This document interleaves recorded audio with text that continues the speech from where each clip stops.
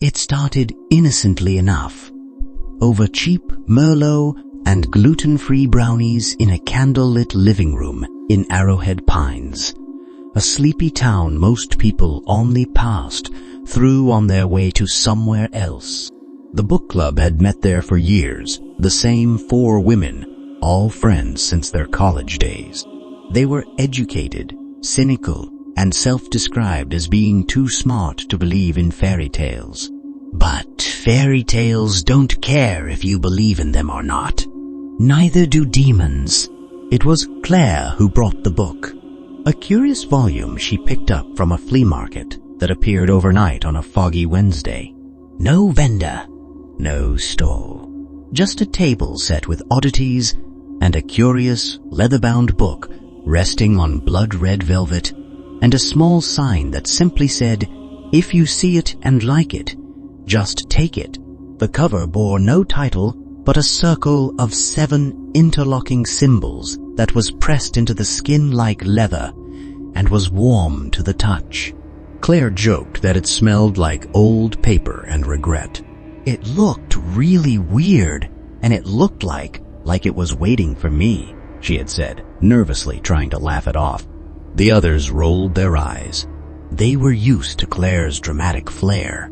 The house they met in belonged to Lydia, who was recently divorced, recently depressed, and desperately trying to hide both with sarcasm and dry white wine. Her home was an aging Victorian on the edge of Briar Hollow, and was the perfect kind of eerie, with its creaky floors and antique mirrors, with walls that remembered better days. Lydia always said the place was haunted by the scent of lost potential and mildew. They opened the book that night, laughing at the archaic Latin-like phrases and strange diagrams. The text pulsed with age and secrecy. As they read aloud, one voice after another, one page after another, the fireplace crackled louder, the shadows lengthened, and the air grew cold enough to see their breath. Then the lights flickered. A high-pitched whine filled the house. Somewhere in the walls, something scratched. "That's it! I'm done!" snapped Elise, the most skeptical of the bunch. She slammed the book shut and stood, but the whining didn't stop. It became a low, rumbling growl. Then, a blood-curdling scream that came from Sarah, the quietest of them all. She stood near the window, her face frozen in horror, eyes wide and fixated on the mirror across the room. "I saw someone," she whispered. It was in the mirror, watching us. There was no one in the reflection, except something was off, subtle. The angles didn't quite align. Claire, standing in the middle of her friends, had no reflection at all. They laughed it off again, attributing their feelings to mental exhaustion, overly active imaginations, or maybe too much wine. However, in the following days, circumstances gradually altered for them and deteriorated, making their lives increasingly miserable. Claire stopped sleeping. She claimed she could hear voices at night, whispers coming from inside the walls of her apartment, speaking in that same unintelligible language from the book. Her skin turned pale, eyes sunken. Her dog disappeared. She said it was taken. The others thought she needed help. Lydia began sleepwalking. She'd wake up in different rooms, always clutching the book. Even after she swore she threw it in the fireplace. Sarah developed an obsession with mirrors. She covered them all in her home, but stared for hours at blank TV screens, claiming she saw something beneath the glass.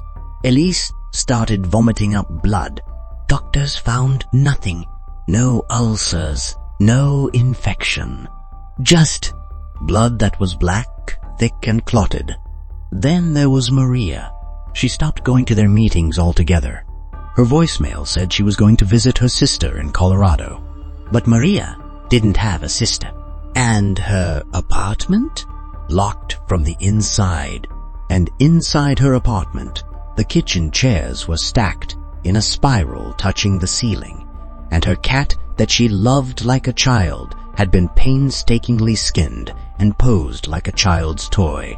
But most importantly, the book had disappeared and was gone. Or so they thought. It mysteriously returned to Lydia's doorstep 3 days later, wrapped in newspaper soaked through with something thick and red. They all knew it was blood, but everyone was afraid to say anything. That's when the dreams began. Lucid, raw, and horrifyingly real.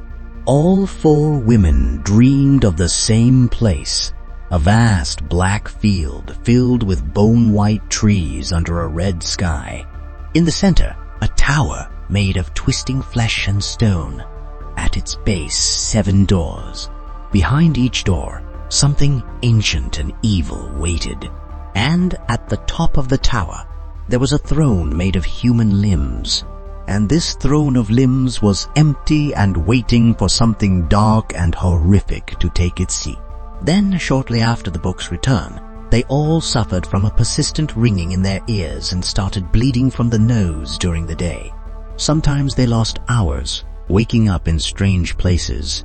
Sarah was found standing in the middle of the road one morning, barefoot and naked, whispering the same line over and over. "It wants a body. It wants a body." As time passed, the town they loved and grew up in began to rot around them. People grew distant. Pets vanished.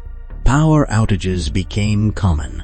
A boy was inexplicably found drowned in the school bathroom, and the water around him was thick with ink. But the most disturbing aspect of this find was that his mouth had been sewn shut with human hair. Out of the 4 ladies, Claire was the first to die. They found her in her bathtub. The water was red with her blood and emitting a strange humming sound that went bone deep and chilled the soul. Her skin was carved with 7 symbols, the same ones from the book. And to the horror of all, her heart had been torn from her chest and was missing. But her eyes were open, and it looked as if they were smiling. Desperate, the remaining 3 sought answers. They contacted priests, psychics, occult scholars, anyone who might know what they were dealing with. Most of them hung up, but there was one who didn't. A blind Romanian woman with no tongue, and she only whispered one thing through a writing board. "7th circle. You opened the throne." It wasn't just a demon. It was a gate. The manuscript wasn't a book. It was a ritual, a summoning, a feeding tube between worlds, a channel to the 7th circle of hell, where forgotten gods and pre-human entities slumbered, dreaming in languages not meant for human minds. They hadn't summoned a demon. They'd awakened an ancient monarch, a ruler of evil. Lydia couldn't take it any longer, and she set fire to her home with the book inside. Sarah and Elise watched as the Victorian blazed like a beacon against the night, the screams of something inhuman echoing from within. But in the flames, they saw faces, their own, burning, laughing. They thought it was over and done with, but it wasn't, because the book had survived. It was found 3 towns over at a thrift store, wrapped in a silk cloth, displayed with antique cookbooks. A new woman, Megan, bought it. She was a history teacher, and she thought it looked interesting. She was going to bring it to her weekly trivia club. However, her last message to her friends before going silent: "You'll love this. It's some kind of old diary. Creepy but cool. It even smells like blood."